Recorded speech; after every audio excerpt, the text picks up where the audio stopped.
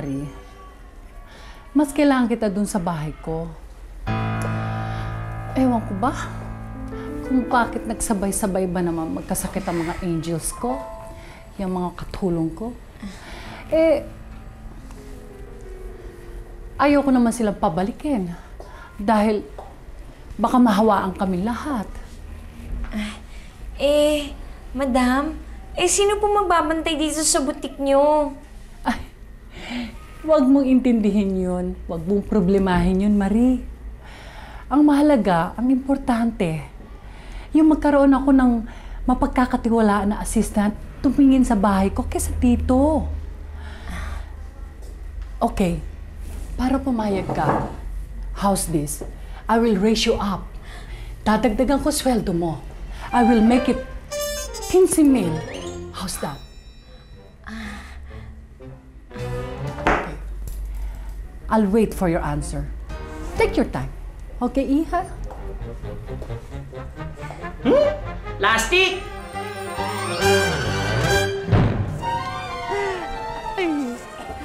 Maraming salamat po sa inyo, ha? Eto po, maraming salamat. Naku, mga isda. Naku, kailangan fresh sila. Kailangan fresh. Dali lang po. Kailangan ko na ano eh. Sarap ng tubig. Sariwa. Nasasaktan po eh. Tinitingnan ko lang ang isda mo kung sariwa. Oo, kanina ho sariwa yan, pero sa kakalaparit nyo, bilasana po. Talagang ganun ang namimili, naniniguro. Ay, hindi ho namin kailangan ng sigurista na namimili dito dahil sigurado kami na sariwang paninda namin mga isda, no? Supladong bakla to, ah. Ay, correction po, suplada. Suplada! Aba, Suplada siya, pero ikaw pangit pa. pangit. Yes. Galing mo, okay ka na.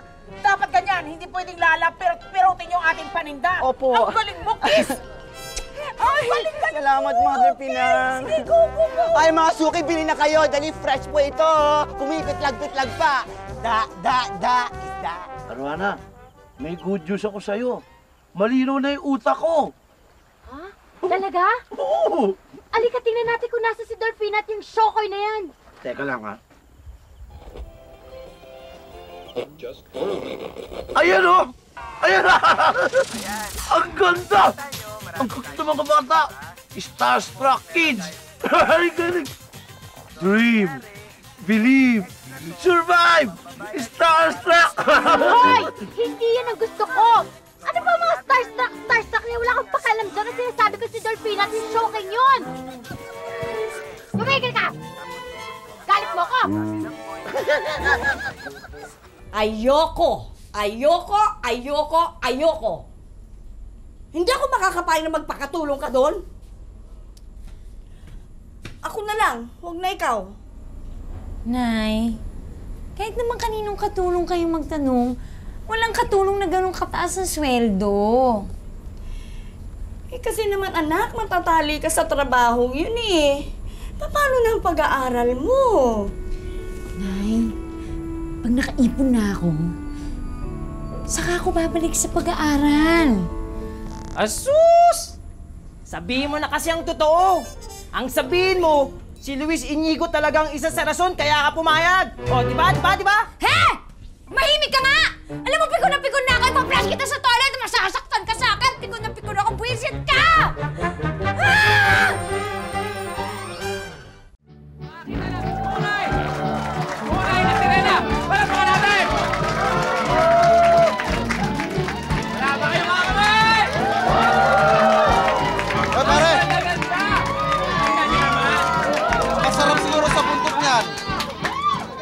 Pulutan natin. Mas masarap yan iniyaw, pare. Lagyan mong toyo't kalamansi. Mas masarap siguro dyan. Ikilaw natin, lagyan natin ng maraming sili. Wala, diba? wala kayang tinik yan? Ayan, o! Masarap ang buntot yan, o!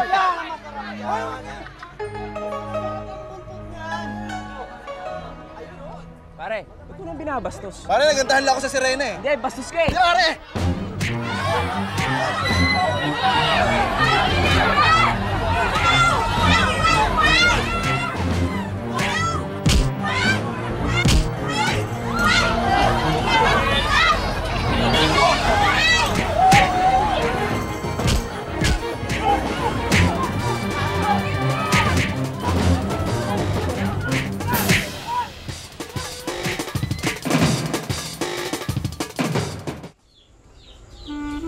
Kuya Shokwe, okay ka lang dyan? Okay naman ako. Halika nga dito, tumabi ka nga sa akin. Alam mo, Ayel, kung hindi dahil sa'yo, baka nagpakasagasa na ako sa daan. Buti nilang kinukup niyo ako dito. Alam niyo po, nung una ko pa lang kayong makilala, ang gaan-gaan na ng loob ko sa inyo. Ako rin eh. Ang kala ko nga lahat ng Tagalupa masasama. Ha? Ano po, teka lang? Tagalupa? Hindi, ang akala ko, ibig kong sabihin, ang akala ko lahat ng mga taga-Maynila ay masasamang tao. Hindi naman po. Alam mo, gustong-gusto na nga kayo ni Inay eh. Alam mo, sabi niya sa akin simula nung sinamahan niyo siya sa palengke. Ang dami niyo raw suki ah. Siguro may dala kayong swerte, no? Naku, hindi. Kasi parehas kayo mabait ng inay mo. Kaya nga, di ba, may kasabihan tayo, pag maganda ang tinanim mo, maganda rin ang aanihin mo. Tinan mo mga magulang ko. Ang ganda ng tinanim nila, kaya tinamo ko. Ang ganda rin ng inani nila, di ba? O, ang ganda-ganda ko, di ba? Nakakainis ng kagandahang ito. Pa, sandali. Eto na ho si Mami. Ma, Papa. Hi, sweetheart! I miss you. Oh, kailan ka uuwi na? Kinakailangang mapanood ko itong show nitong mga F4. Last na nila ito eh. So siguro, sa next week na ako makakauwi. Kumusta mga bata? Okay naman mga kids. Anyway, enjoy ka na lang dyan sa concert ng mga F4. Okay. Bye, honey. I love you. I love you. Bye. Ay, nako, JM. Ewan ko ba dyan sa papa mo? Kung kailan tumanda, naging avid fan ng mga F4. Hindi na usong F4. Exactly! Ay, Ma. Pauwi na pala si Ate Ira from New York. Isa pa rin yan. Aba, gusto ba naman niya na i-celebrate ang pagdating niya? Eh, wala pa namang 1 year ang pag-alis niya rito, no? Eh, magtataka ka pa kay Ate Ira. Eh, party freak yun. Ay, nako. Actually. Pero, Mami, alam niyo, mas maganda sana kung nandito na si Tito Juan bago dumating si Ira. Well, sana. Ay nako, kuya. Alam mo, matulog na lang tayo, ha? Okay, Na, sige. okay. Teka, babasa ko. Ay, nahulog oh. Aba, wow! Sino ito? Ang cute ni ito. Sino to? Ha? Wag mo ko susumbong kay nanay, ah. Oh, secret! Yan si JM, yung crush ko. Crush mo? Eh baka naman boyfriend mo na ito. Eh, imposible ko naman pong maging boyfriend yan eh. Ang yaman-yaman nila eh. Ako naman, ang hirap-hirap ko lang eh. Ano ko, Merese? Hindi na uso yun ngayon, ano? Basta love nyo ng isa't isa, no? Kaya langit at lupa, lupa at tubig pa, walang hahadlang. Ganun? Ganun. Ay. Kinikilig ako sa'yo. Nash! John! Sara niyo na yung gate. Huwag kayong magpapapasok kahit sino, ha? Kahit sino! Dali! Okay. Felipe! Thanks! Wala yun. Bastos lang naman talaga sila eh. Hindi marunong rumispeto ng babae. Eh kasi naman, si Rena ako, hindi ako tao. Kaya siguro hindi nila ako nire-respeto. Hindi, Dolphina. Para sa akin, tao ka na rin. Nakakapagsalita. May isip. May damdamin. Siguro naman, marunong ka rin magmahal, di ba? At meron ka rin mga taong minamahal. Mga magulang mo. Di ba? Eh, paano ko naman mamahalin yung mga hindi ko pa nakita? Paano ko mamahalin yung iniwanan ka at pinabayaan? Felipe, salamat ulit ha.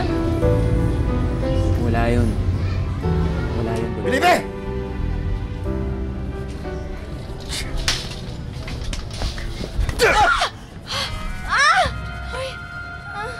Sa uli-uli, kapag nabalita ako na nakit ka ng customer dito, ako mismo ang gugulpi sa'yo! Nakita mo ang ginawa mo? Wala tayong customer! Wala tayong kita! Ikaw, Felipe, talagang hindi mo ginagamit ang kukote mo eh! Sa susunod, kapag inulit mo pa yan, ako na mismo ang gugulpi sa'yo! Mang Alvaro! Huwag masyado mainit ang ulo nyo. Wala naman talagang kasalanan si Felipe. Pinagtanggulan niya ako dahil ang sasalbahin ng mga mama dyan, binabastos ako. Promise. Tandaan mo yan, ha?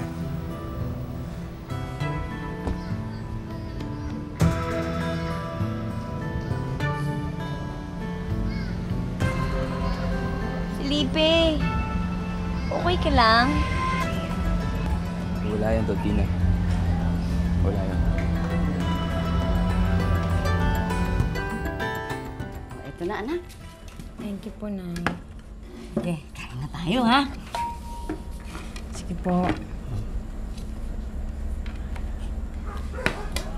Sarap ang ulam natin ngayon, ano? Yan, opo.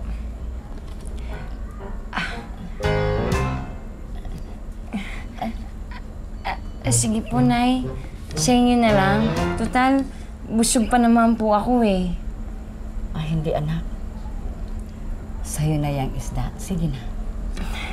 Kainin mo na yan. Kasi talagang kailangan mo kumain yan dahil nagtatrabaho ka eh. Mamaya dyan, manghina ka na naman, ha? Thank you po, Ito na lang pati sang kakainin ko. Manumang magkasakit ako sa bato. Okay lang naman yun. Basta ang maganda, magkaroon ka ng magandang kalusugan. Thank you po, Nay, ha? Ang bait niyo. Di bali nang kumalamang sikmura ako sa gutom. Total, matanda na naman ako eh. Malapit na rin naman akong mamatay. Ilang taon na lang naman bibilangin ko dito sa mundo. Okay naman yung mamatay sa gutom, di ba? Nay, sige na nga po, sa inyo na lang. Anak, pasensya ka na, ha? Mahirap lang tayo. Sana naging mayaman tayo. Nay, tama na nga po. Huwag na kayong umiyak. Di bali, magsusumika po mabuti para maihaon ko kayo sa kahirapan. Alam mo, anak, wala namang makakapigil dyan sa sinasabi mong pangarap eh. Basta kakalimutan mo lang ang lalaki.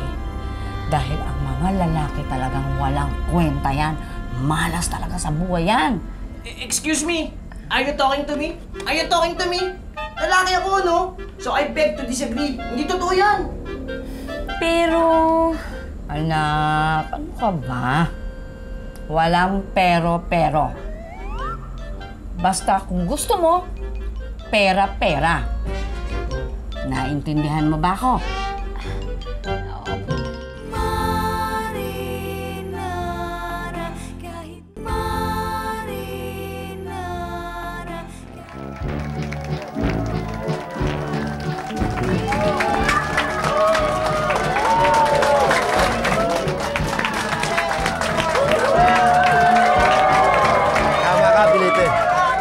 Kakitaan nga natin ang konsiderang ito. Tuwan-tuwa ang mga tao, eh, no? Sabi ko naman sa inyo.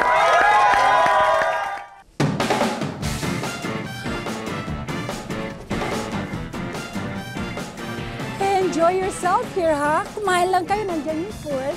Thank you for coming over. Hi! I'm back! Hello? I'm here! Hi! Hello? It's me! Hello!